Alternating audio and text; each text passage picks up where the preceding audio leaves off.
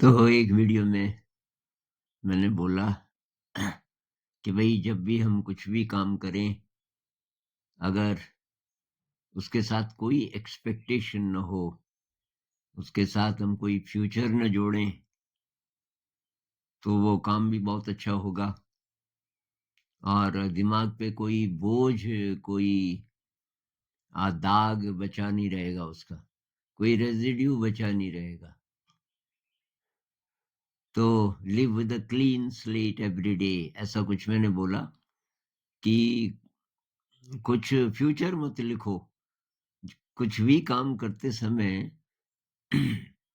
उस काम का ये फ्यूचर होगा, वो होगा। तो आज एक कमेंट आया कि ऐसे तो कि गुरुजी हम काम ही क्यों करेंगे फिर तो? क्योंकि काम तो हम इसीलिए करते हैं ना कि कुछ अपेक्षा होती है कि इससे ये मिलेगा, ये मिलेगा। अगर कुछ नहीं मिलने वाला, तो हम करें ही क्यों? तो बहुत बारीकी से एनालाइज़ कीजिए अपनी ज़िंदगी का, ऐसा है क्या? आपने पार्टी में कभी डांस किया? आपके दोस्त की शादी है, आप उसमें डांस कर रहे हो, बहुत खुश हो। इस डांस का क्या फ्यूचर है? इस डांस को करने से आपको क्या मिलने वाला है? भई आपको तो कुछ भी नहीं मिलने वाला। और जिसको पता नहीं ये क्या चीज़ है डांस, वो तो बोलेगा ये टाइम वेस्ट भी कर रहा है, अपने शरीर को थका भी रहा है। मान लीजिए कोई एलियन आ जाए किसी दूसरे जगत का, जिसको पता नहीं है कि डांस भी कोई चीज़ होती है और कोई उसको ले गया इस पार्टी में कि आजा भाई, तेरे यहाँ पार्टियाँ होती हैं शादी की कि नहीं? हमारे यहाँ तो नहीं होती। क्या होती है पार्टी की? आजा। अब वहाँ डांस कर रहे हैं आप, बहुत सारे और भी लोग हैं।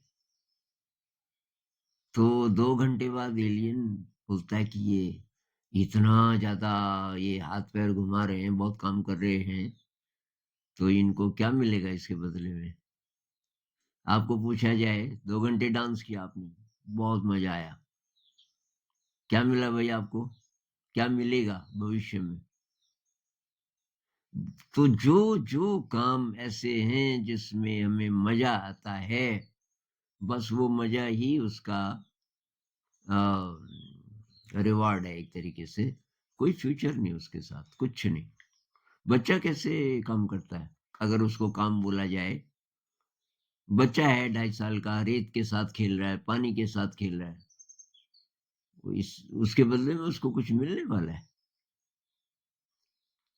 ज़िंदगी में जब हम इस तरीके से काम करते हैं, तभी-तभी मज़ा आता है। आप पीछे देखिए अपनी लाइफ़ में।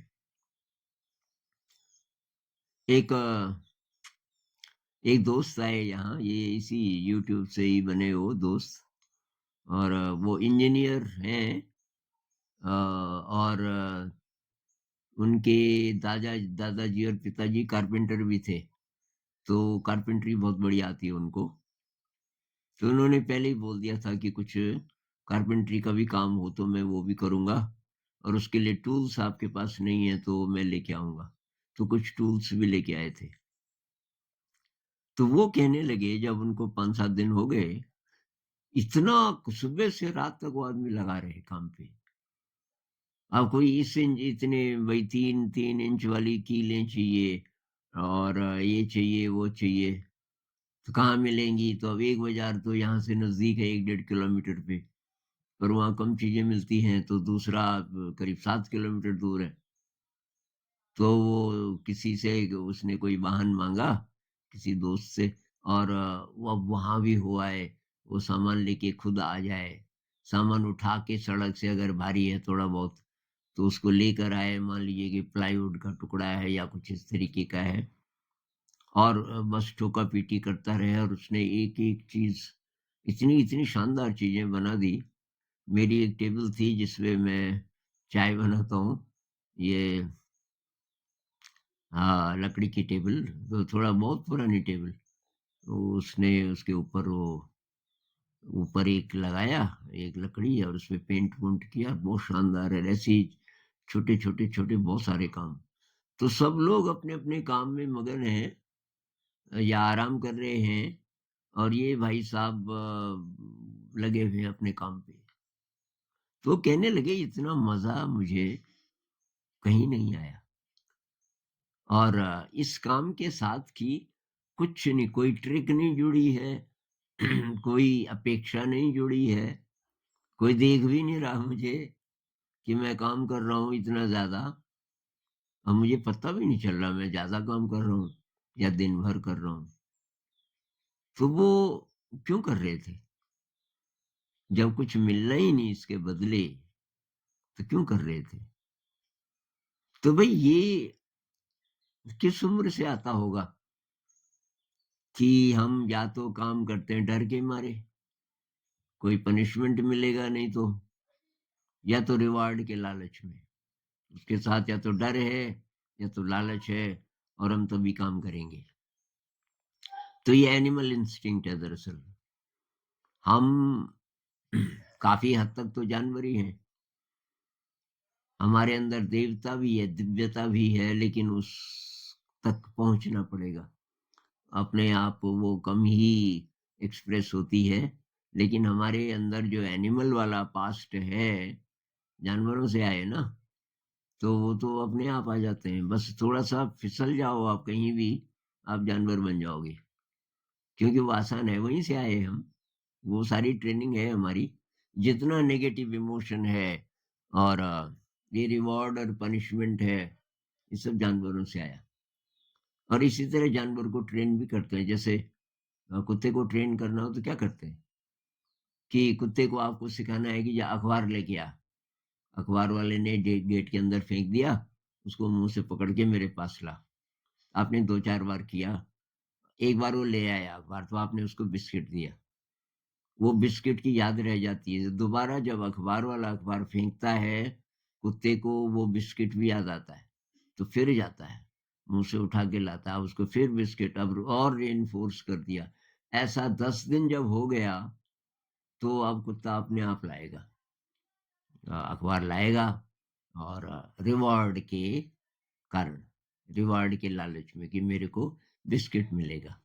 और अगर वो ना लाए किसी दिन तो उसको एक डंडा मार दो।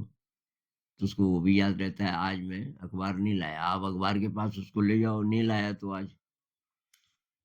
तो और यही हमने शिक्षा व्यवस्था में डाल दिया कि बच्चे पढ़ाई करेंगे या तो डर से कि गुरुजी बोलेंगे होमवर्क कहाँ है, नहीं किया तो डांटेंगे मारेंगे, और या तो कोई रिवार्ड मिलने वाला है।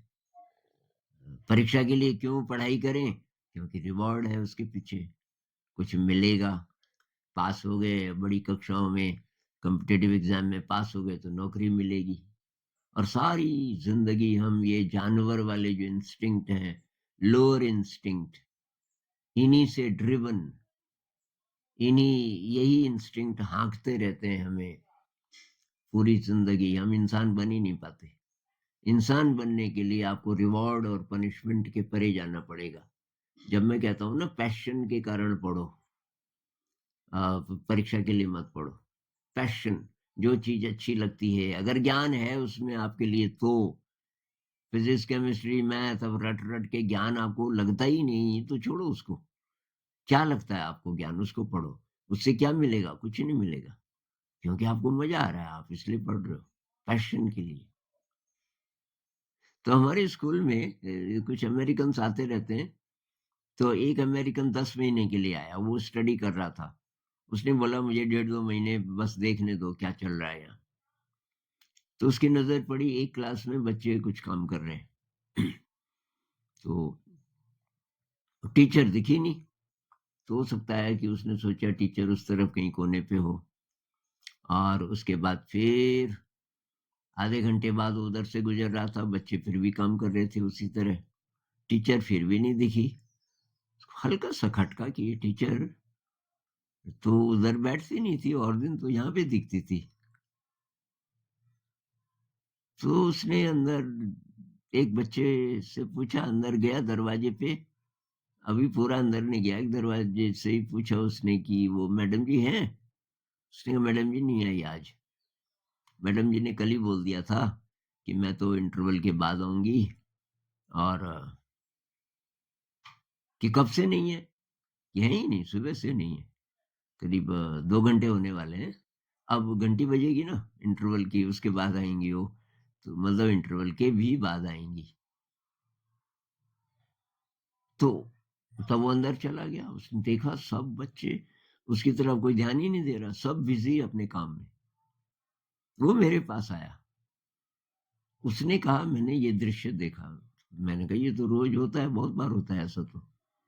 टीचर चाहे है भी पर अगर वो अपना काम कर रहे हैं, टीचर की ज़रूरत नहीं है, तो और वो कहीं उसका और काम है तो टीचर बोलती है भाई मैं आ जाऊँगी थोड़ी देर में, तुम ये जारी रखो। नहीं की बात ये है कि वो काम क्यों कर रहे हैं? जब उनको न तो कोई डर है, न तुम नंबर देते, न तुम लोग तारीफ़ करते बच्चे की। हमने कहा कि नहीं तारीफ़ मतलब उनका जो प्रोजेक्ट है वो शायद उसकी प्रस्तुति करेंगे असेंबली में, वही तारीफ़ है। सब लोग वाह-वाह करते हैं, कि ऐसा तो मैंने कहीं नहीं देखा। तो वो कर क्या रहे हैं? तो हमने कहा, "भई उन्होंने ही कुछ चुना।" तो टीचर को पूछा, तो इस तरीके के प्रोजेक्ट्स कि भई हम किताब बनाएँगे इसकी।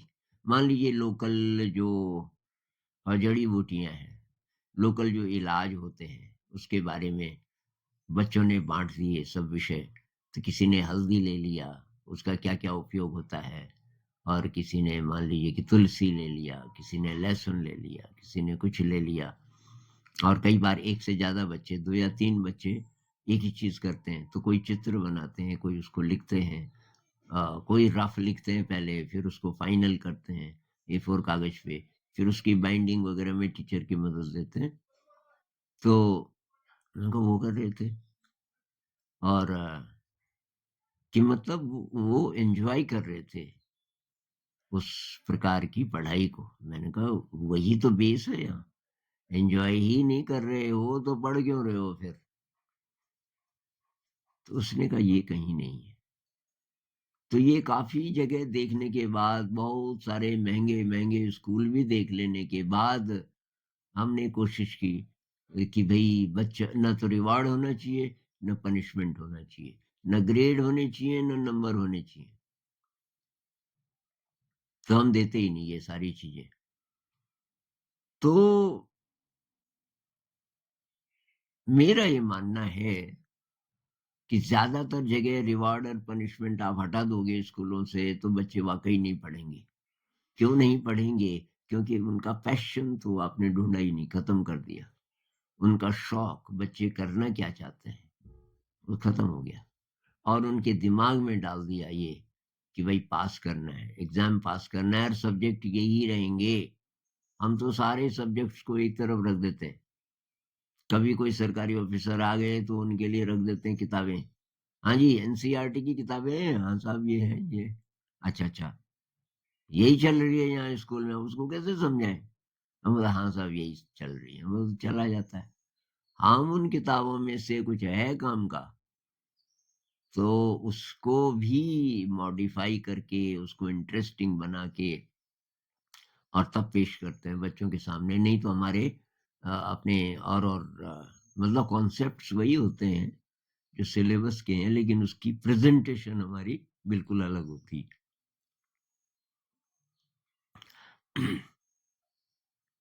तो बात ये है कि भई जो असली काम है, उसमें आप फ्यूचर को एक तरफ रख दो। जैसे कि भई कोई किसान है ना, अब वो बीज बोता है। मान लीजिए कि आपने गेहूँ के बीज बोए। गेहूँ के बीज बोए तो आप बो इसलिए रहे हो कि इसकी फसल होगी। तो आपने गेहूँ के बीज बोए पूरी लगन से, पूरे शौक से। अब आप ये बताओ, अब ये सोच रहे हो आप कि ऐसी फसल होगी। उस सोच का क्या कोई फ़ायदा है? अब आप रोज़ सोच ही रहे हो, रात को नींद भी नहीं आ रही, करवटें बदल रहे हो, ऐसी फसल होगी, ऐसी भाई फसल तो जो होगी वही होगी ना, और जब होगी तभी होगी।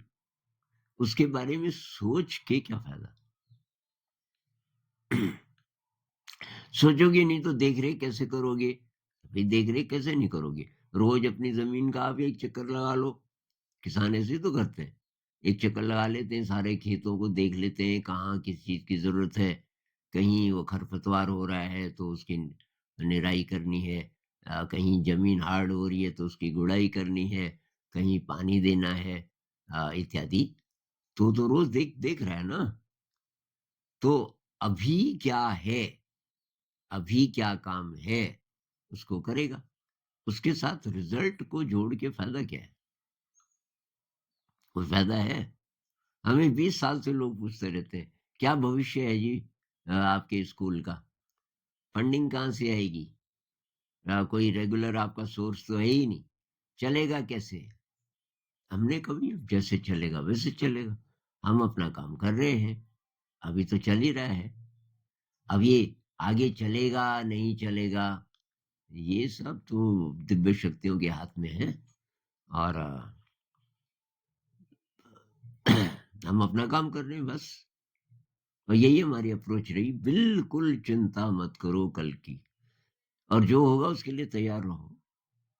जो होगा, यहाँ से जाना पड़ सकता है, एक दिन तो जाना ही है, तो जाना पड़ सकता है, उसके लिए भी तैयार रहो। ये नहीं कि ये आपके अनुसार चीजें होंगी। कई लोग कहते हैं ना कि वो कैसा ईश्वर है, कैसा अल्लाह है, जो अपने बच्चों को उदास कर देते हैं, हमारी इच्छा पूरी नहीं करता। भाई इच्छा पूरी करना, ये कोई अच्छी बात है? आपकी इच्छाएं जरूरी थोड़ी है कि अच्छी ही हो। और तुम एक्सेप्ट क्यों नहीं कर रहे?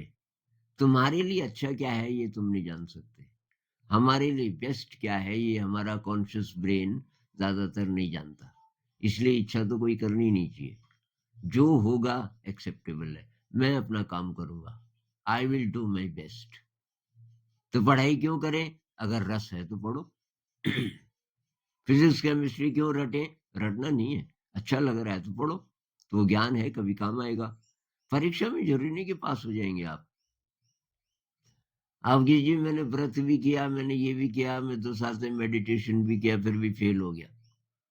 भाई वो फेल हो गया, फेल ही होना था। वो अच्छा है आपके लिए, वहां से दूसरी दिशा मिलेगी। उसके लिए मत करो व्रत या मेडिटेशन या कुछ भी। वो तो एक्सेप्ट करो, जहां पे मोड़ आएगा सड़क पे मुड़ जाएंगे। फेल का मतलब यही तो होता है ना। अब इधर जाने की सोच रहे थे, ज्यादा सोचना नहीं चाहिए था, पर फिर भी आपने सोच लिया कि शायद मैं यहाँ से सीधा जाऊंगा, लेकिन वहां पे दिशा मुड़ गई। फेलियर का मतलब आपकी दिशा कोई और है। तो भाई मैंने तो ऐसे ही किया। मुझे जहां जहां मजा आया, जिस काम में मजा आया मैंने वही किया। कभी मन मार के अगर मैंने ट्राई किया होगा कि यार चलो 2-4 दिन कर लेते हैं इसको, तो मैं बीमार हो गया। जब 2-4 बार ऐसा हुआ, मैं पैटर्न पकड़ गया कि जो मुझे अच्छा नहीं लगता, जबरदस्ती नहीं करना, वहां से निकल जाओ। और कुछ भी करो, लेकिन जो काम अच्छा ही नहीं लग रहा किसी भी तरीके से, उसको जबरदस्ती नहीं करना। तो मैंने पढ़ाई तो बहुत की, परीक्षा के लिए कभी नहीं। परीक्षा मेरे लिए कोई बड़ी बात नहीं थी। परीक्षा मतलब फेल हो सकता हूँ अगर बैठ गया तो। मेरा तो ये भी था कि जरूरी नहीं मैं परीक्षा में बैठूं, लेकिन बैठ ही गया और फेल हो गया, कोई बात नहीं, मैंने तो मजा ले लिया। जो जानना था जान लिया। अब मुझे जो कविताएं, अंग्रेजी कविताएं, अंग्रेजी मैंने नई नई सीखी थी, अभी बहुत बाद में सीखी। एमए इंग्लिश जब मैं कर रहा था, जो पोइट्री मुझे अच्छी लगी, वो मुझे अभी तक बहुत सारी याद है।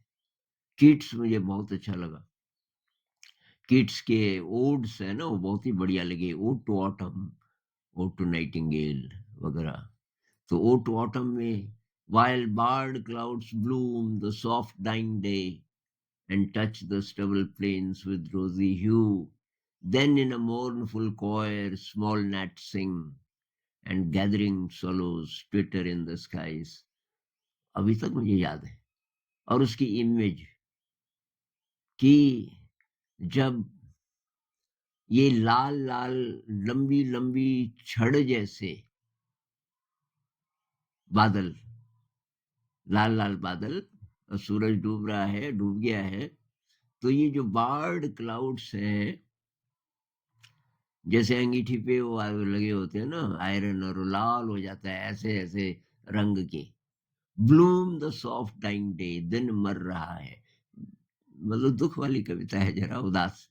तो दिन मर रहा है और मरते हुए दिन पर ये हल्का-सा उजाला-सा हो गया उन बादलों के कारण, बादलों के रंग के कारण।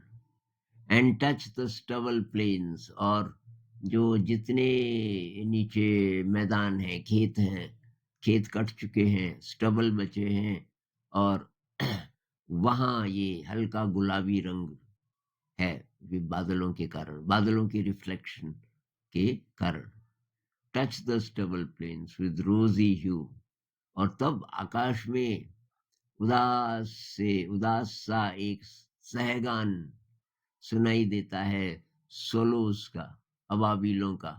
और वो इकट्ठे होते हैं, कहाँ-कहाँ से आके और इकट्ठे होते हैं, और ये उदास सा गाना गाते हैं। Gathering swallows twitter in the skies. तो ये उदासी और ये खूबसूरती एक साथ ये दिल में बैठ जाती थी। तो उसको मैं रोता भी था कभी-कभी, या बहुत उदास हो जाता था। बहुत किसी भाव दशा में चला जाता था, ऐसी पोएट्री पढ़ के। उसी तरीके से अ, कोई-कोई और चीज़ें भी। तो मैंने तो भई इसलिए पढ़ा, एन्जॉय किया, और एन्जॉय किया तो मुझे इंग्लिश भी आ गई, अच्छी इंग्लिश आ गई। मैं धीरे-धीरे तब जब वक़्त आया तो मैंने लिखा भी, ये डांस ऑफ द वीक किताब लिखी। और सब ये सोचते रहे कि ये तो थ्रू आउट इंग्लिश बैकग्राउंड का होगा, घर में भी इंग्लिश बोली जाती होगी। अरे मैंने कहा यार, कक्षा 8 तक तो रैट बैट कैट से आगे मैं बढ़ा नहीं था, एबीसीडी आती थी, रैट बैट कैट आता था, ये तो उसके बाद सीखा मैंने, खासकर बीए के बाद। बीए जब मैं कर रहा था तो मैंने सोच लिया मुझे एमए इंग्लिश से करना चाहिए, क्योंकि हिंदी से कर नहीं सकता, बीए में हिंदी नहीं है, संस्कृत से भी नहीं कर सकता। तो तब चलो इंग्लिश ही से कर लेते हैं, अंग्रेजी साहित्य से उसमें शायद कुछ हो।